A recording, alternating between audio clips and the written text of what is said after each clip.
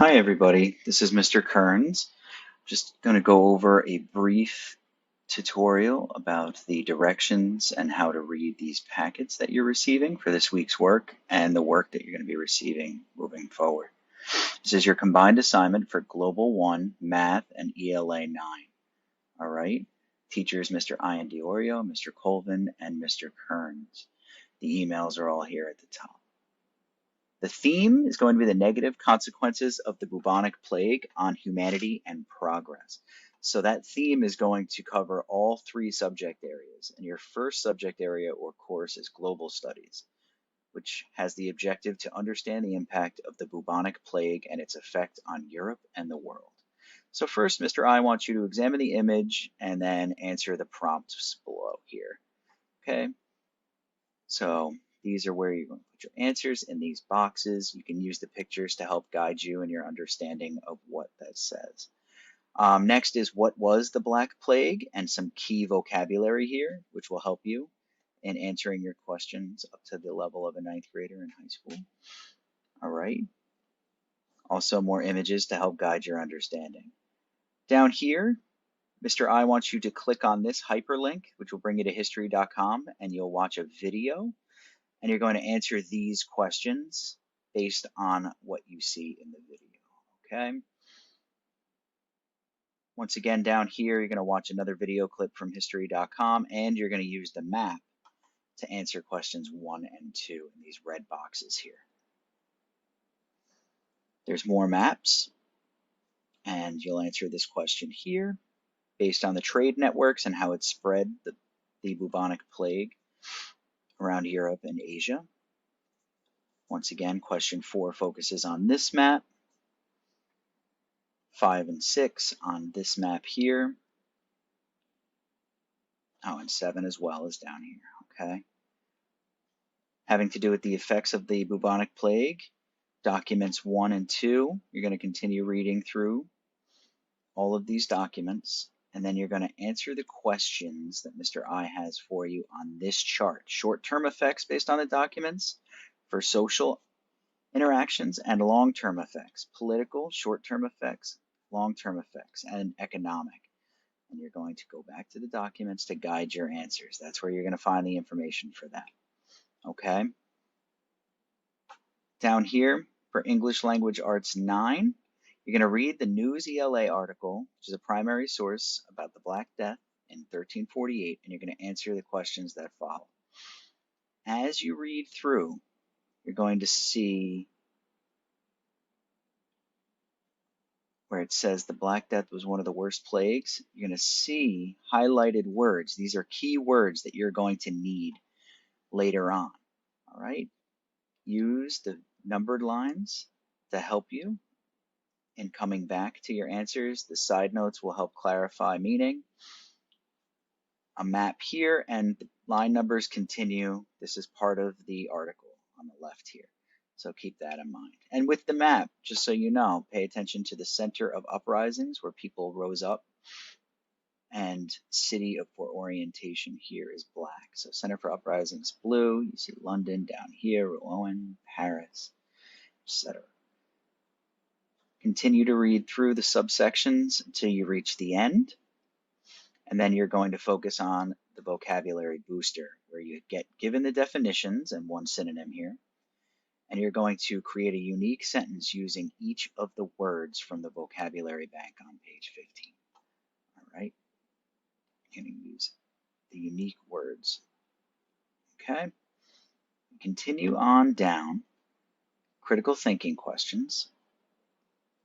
The bubonic plague spread through Europe and affected the decision-making of many nations. Please provide 2 examples of this and cite the line numbers of your examples.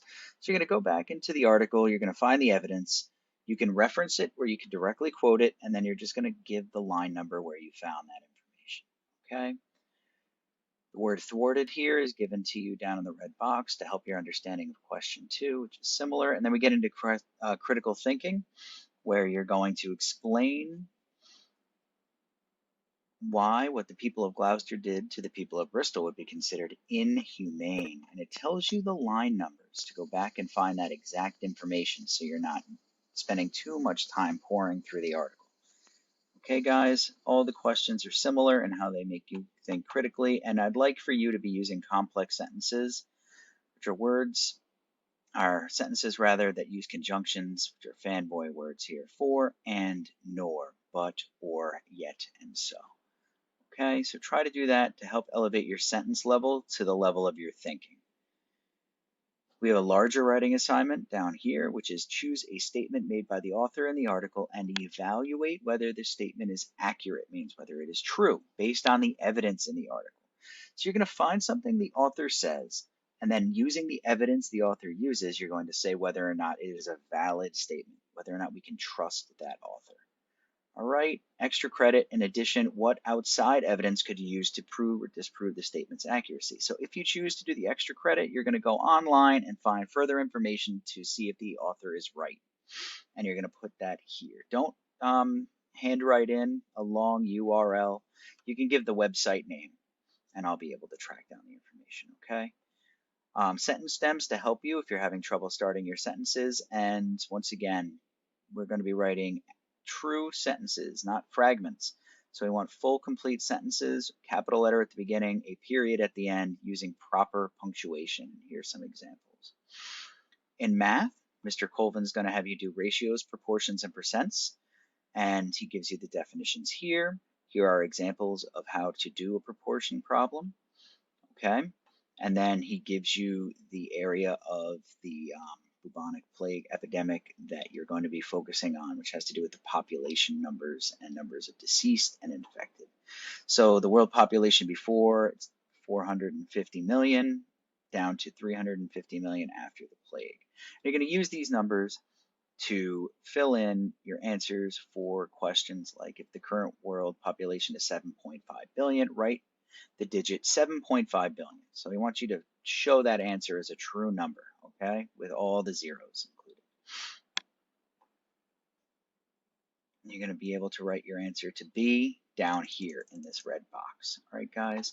Similarly, he gives you percentage, the definition, how to calculate it, an example, and then he wants you to find percentage based on these numbers. Total population before the plague is important information, so we've got it here. And then 3, using the numbers from before. I'm going to continue, but doing percentages for separate items. Down here, 5, he's going to have you find parts of the percent. So what is 1/3 represented as a percent? So we want you to show that. And he gives you an example of how to do that above. Okay, same thing here. And then a fraction as a percentage. I want you to write out your answer. More percentages based on what happened in specific areas. This has to do with the Dominican friars, for example. And more pointed questions down here for 7A, B, and C.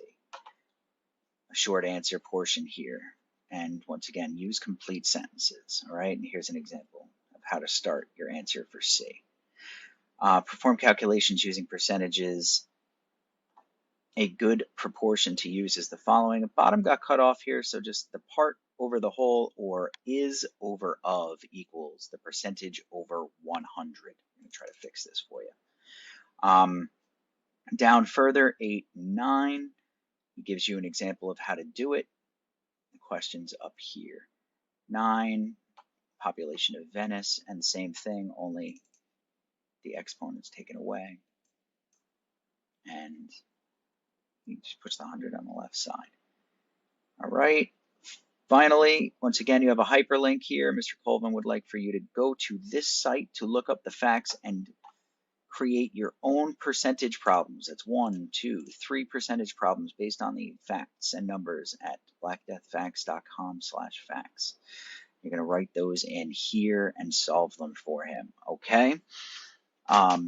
If you have any questions, comments, concerns, please go to our emails and reach out to us and let us know you're confused, and we'll give you direct help. All right, guys, good luck, and we'll talk to you soon.